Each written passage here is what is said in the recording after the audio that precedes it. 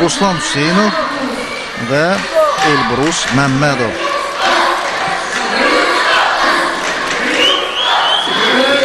Elbrus Məmmədov qara, Ruslan Hüseynov isə qəhvəyi kəmər bağlayıb. Elbrus Məmmədovun kəmərində qırmızı lentdə var. İdmançılar döyüşə başlayırlar. Kyokushinkai təlimində əl və ayaq fəndlərinin ən müxtəlif variasiyaları, variantları mövcuddur və bunlarda idmançı rəqibini dəqiq tətbiq etməklə nokaut vəziyyətinə də sala bilər və bu artıq tam qələbə demək olacaq. Lakin əgər 3 dəqiqə ərzində hər hansı bir karateçi daha fəalsa, zərbələri daha çoxdursa, daha effektli fəndləri tətbiq edirsə, təbii ki, hakimlər də qələbəni ona verə bilərlər. Lakin həm tamaşaçılar, həm də mütəxəssislər əlbəttə ki, tam əminlik olsun deyə idmançıdan gözəl bir knockdown yaxud nokaut zərbəsi gözləyirlər və indi çox effektli bir ayaq zərbəsini müşahidə etdik. Mavaşı Geriçuran, Uşira Geri. Bunlar ayaq zərbələrinin müxtəlif texnikaları hesab olunur və idmançılar, xüsusilə də Kyokushinkai təliminin nümayəndələri bu fəndlərdən çox tez-tez istifadə edirlər.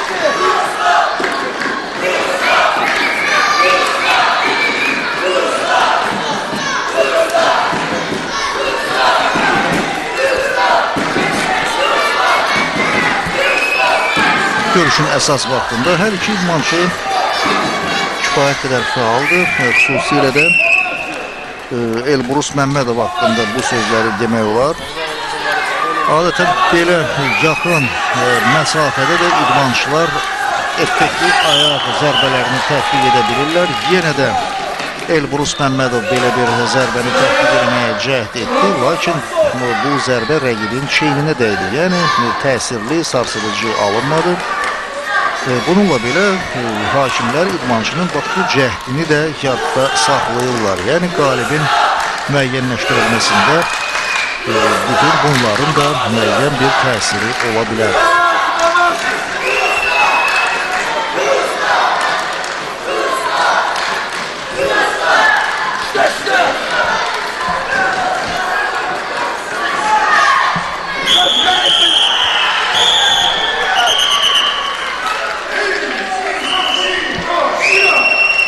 Hakimlər qalibi elan edirlər.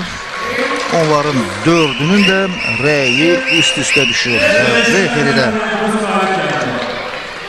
onlarla razılaşırlar. Elbrus Məmmədov bu görüşü qələbi ilə başa vurur.